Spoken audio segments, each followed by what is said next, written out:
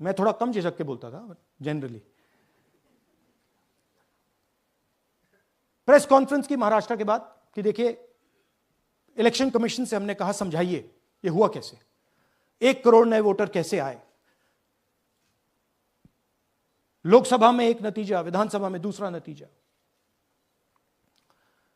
Article लिखा, regional newspapers में डाला, महाराष्ट्र में डाला, बहुत चला महाराष्ट्र में, क्योंकि लोगों को यह फीलिंग थी कि कुछ ना कुछ यहां पे गलत हुआ है।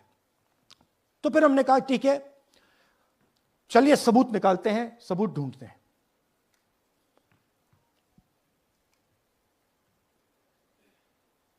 हर स्टेप पे इलेक्शन कमीशन हमें मदद नहीं कर रही थी, उल्टा जिन चीजों को हमें जरूरत थी वो नहीं दे रही थी, बहाने बना रही थी। हमने उनसे डिजिटल वोटर रोल मांगा, इलेक्ट्रॉनिक फॉर्म में वोटर लिस्ट दे दीजिए, नहीं दे सकते। एक बार नहीं अनेक बार डेलीगेशंस गए, मैंने चिट्ठी लिखी, चलता गया, कुछ नहीं। फिर कहते हैं कि 5:30 बजे वाला मामला था महाराष्ट्र में, तो कहते हैं सीसीटीवी फुटेज को हम 45 दिन में खत्म कर देंगे, डिस्ट्रॉय कर देंगे। बड़ा स्ट्रेंज रिएक्शन है। आज 21वीं सदी में आप अनलिमिटेड डेटा एक ड्राइव पर रख सकते हो, पूरा हिस्टोरिकल डेटा आप 50-100 साल का रख सकते हो एक छोटी सी हार्ड ड्राइव में, और इसी उसको डिस्ट्रॉय करना चाहती क्यों? सीसीटीवी फुटेज डिस्ट्रॉय करना चाहती क्यों? वोटर लिस्ट डिस्ट्रॉय करना चाहती है क्यों? ये सवाल थे, जवाब अब बताता हूं। इन्वेस्टिगेशन हमने कर्नाटक में शुरू किया। कर्नाटक में क्यों? क्योंकि हमारी पोलिंग हमें बता रही थी कि हमें 16 सीट, हम लोकसभा में 16 सीट जीतेंगे और 9 सीटें हम जीते, 7 सीटों में हम हारे। तो हमने उन 7 सीटों पे फोकस किया और उसमें से हमने एक चुनी,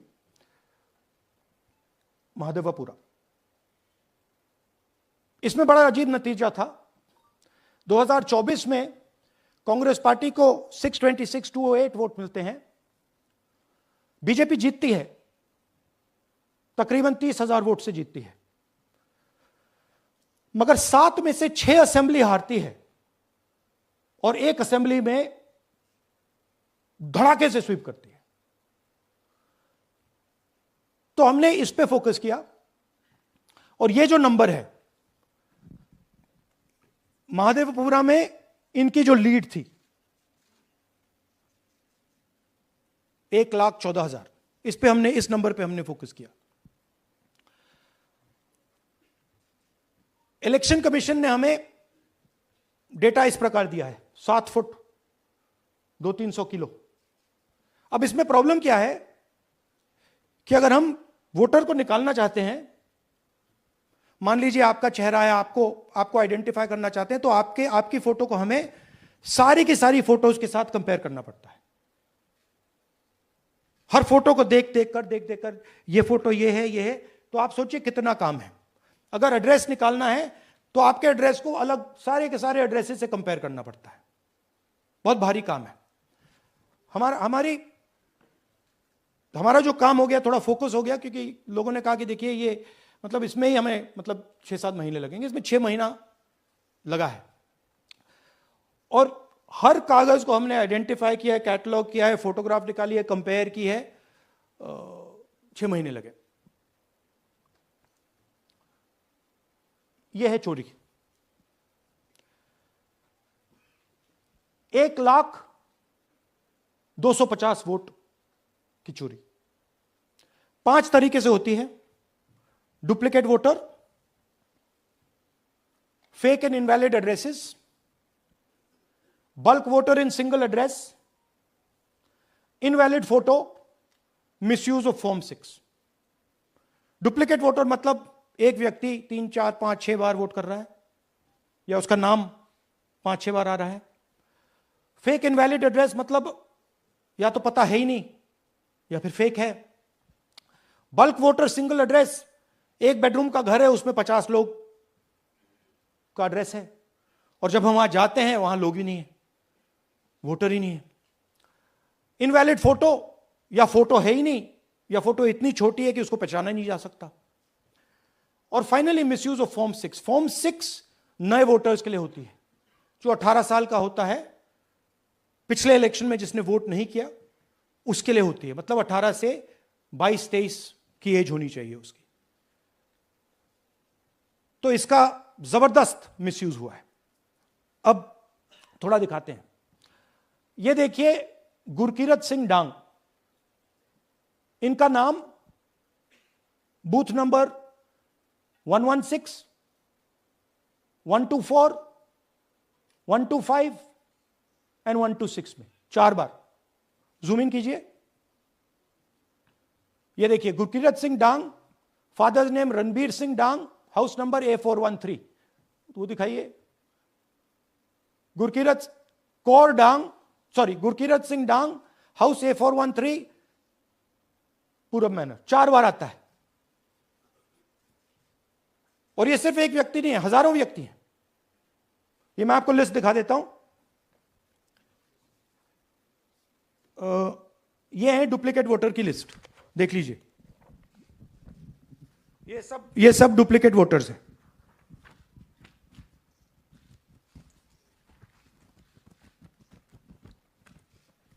इसके बाद नेक्स्ट, ये देखिए, ये एक और डुप्लीकेट वोटर। नहीं, थोड़ा पीछे ले जाओ, जूम आउट। ये आदित्य श्रीवास्तव जी हैं। ये महाराष्ट्र में वोट कर, इनका नाम महाराष्ट्र में है, कर्नाटक में है, उत्तर प्रदेश लखनऊ में है, और कर्नाटक बेंगलोर अर्बन में है। 4 बार आता है। Same photo, same address. दूसरा नाम दिखाइए। ये है विशाल सिंह। ये कर्नाटक में इनका नाम है, 2 बार कर्नाटक में आता है, और 1 बार देखिए ये वाराणसी में साहब वोट कर रहे हैं, वोटर लिस्ट में है। थोड़ा जूम आउट कीजिए। और ऐसे हजारों लोग हैं। 11,000 वोट ऐसे चोरी हुआ है। ठीक है। Next, fake address. या तो एड्रेस है ही नहीं, या फिर address 0, house number 0, street number 0। दिखाइए हाउस नंबर 0, देखिए मुनियप्पा जी, मंजुला मुनियप्पा जी का हाउस नंबर 0। अच्छा, ये देखिए टेकराज सबकाता, इनका फादर का नाम DFOIGAIDF, हाउस नंबर 0 में रहते हैं। हस्बैंड्स नेम इनका, नीचे जाइए, टिक्का कुमारी आचार्य, नेम YTDR, किसी ने ऐसे ही टाइप कर दिया है, YTDR QPF। अच्छा, जूम आउट। और जब हम इन एड्रेसेस को वेरीफाई करने जाते हैं तो कोई एड्रेस नहीं। 40,000 ऐसे वोटर हैं, या एड्रेस 0 है, या फिर एड्रेस है ही नहीं। Next, bulk voters in single address. Single bedroom का घर है, 80 वोटर रह रहे हैं उसमें। दिखाइए, जूम इन कीजिए। अलग अलग नाम, अलग अलग परिवार, और जब हम वहां जाते हैं हमें बताया जाता है यहां पे 80 लोग नहीं रहते, यहां पे ये लोग हैं ही नहीं, कोई नहीं जानता इनको। ये है बूथ नंबर 366 पे वही कहानी। ये देख लीजिए, छोटा सा 1 बेडरूम का घर है। जूम इन कीजिए। ये सब लोग, इलेक्शन कमीशन के मुताबिक ये सब लोग इस घर में रहते हैं, और जब हम वहां जाते हैं एक भी नाम नहीं मिलता, और वहां के लोग कहते नहीं, ऐसे इन लोगों को हम नहीं जानते। Zoom out.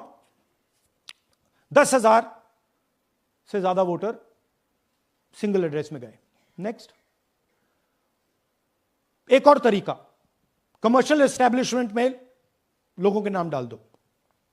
ये एक ब्रूअरी है कर्नाटक में, 68 वोटर्स इसमें हैं, मगर जब हम वहां जाते हैं पूछते हैं भैया ये हैं कौन, कहां है, नो आइडिया, डोंट एग्जिस्ट। अलग अलग परिवार के हैं, एक साथ रह रहे हैं इस ब्रूअरी में, पता नहीं। Next, invalid photograph. यह बहुत बड़ा तरीका है। इसमें या तो इनकी फोटो है ही नहीं पोलिंग वोटर लिस्ट पे, या फिर इतनी छोटी है कि पहचानी नहीं जाती। देख लीजिए, ये देख लीजिए, और ये सब नाम है इनके। ये सब लोग हैं जिनकी फोटोग्राफ नहीं है और या फिर दिखाई नहीं देती। जूम आउट, हाँ, 4132। Next, misuse of form 6। आपने सुना होगा, नए वोटर्स मोदी जी को वोट करते हैं, आता है मीडिया में। फॉर्म 6 नए वोटर्स के लिए है। मैं आपको आज नए वोटर बनाने का तरीका दिखाता हूं, कैसे मैन्युफैक्चर किए जाते हैं। ये देखिए, शकुन रानी जी हैं, 13/9/23 को ये नई वोटर, फर्स्ट टाइम वोटर बनती हैं। इनकी एज क्या है, दिखाओ जरा।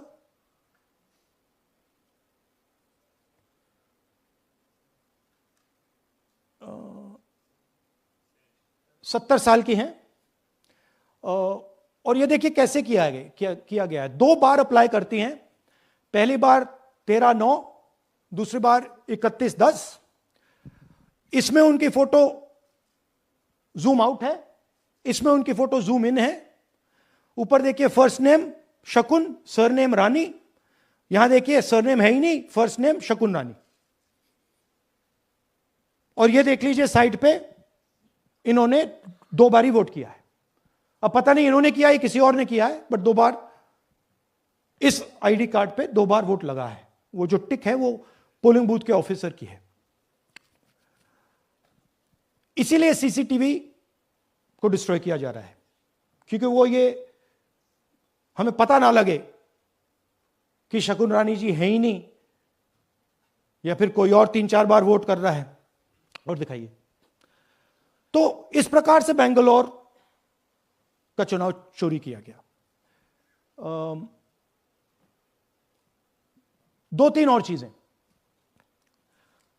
हरियाणा का इलेक्शन देखें तो कांग्रेस पार्टी और बीजेपी के बीच में तकरीबन 22,000 वोट का फर्क था टोटल स्टेट में। एक असेंबली में इन्होंने 1 लाख वोट चोरी किए। तो आप इमेजिन कीजिए, स्केल समझिए। एक असेंबली में तकरीबन 12 से 15% वोट इन्होंने मैन्युफैक्चर कर दिया। तो अगर चुनाव में 2-3%, 4% की मार्जिन चल रही है तो वो तो गया, राइट। और हमने ऐसा पैटर्न आइडेंटिफाई किया है देश में, जहां पे एक सीट पे धड़ाके से बीजेपी स्वीप करती है, या 2 सीटों पे धड़ाके से स्वीप करती है। बाकी सीट में नेचुरल कंपटीशन चल रहा है, और फिर सडनली एक सीट में, जैसे यहां हुआ, स्वीप हो जाती है और पूरा चुनाव चला जाता है।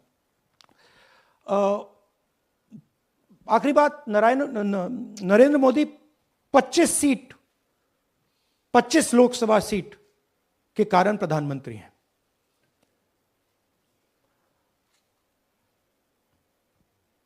हमें इलेक्शन कमीशन ये डेटा इसलिए नहीं दे रहा है क्योंकि अगर हमने जो यहां माधोपुर में किया, अगर हम इसे बाकी लोकसभाओं में करा देंगे तो देश की डेमोक्रेसी की, लोकतंत्र की सच्चाई बाहर आ जाएगी। ये अब एविडेंस है, ये क्रिमिनल एविडेंस है। और इलेक्शन कमीशन देश में पूरे एविडेंस को डिस्ट्रॉय करने की सोच रहा है। मैंने जैसे कहा, 21वीं सदी है, एक हार्ड ड्राइव पे आप पूरा डेटा रख सकते हो। 100 साल 200 साल का डेटा रख सकते हो, जितना रखना है रख दो। मगर इलेक्शन कमीशन 45 दिन में सीसीटीवी को खत्म करना चाह रहा है।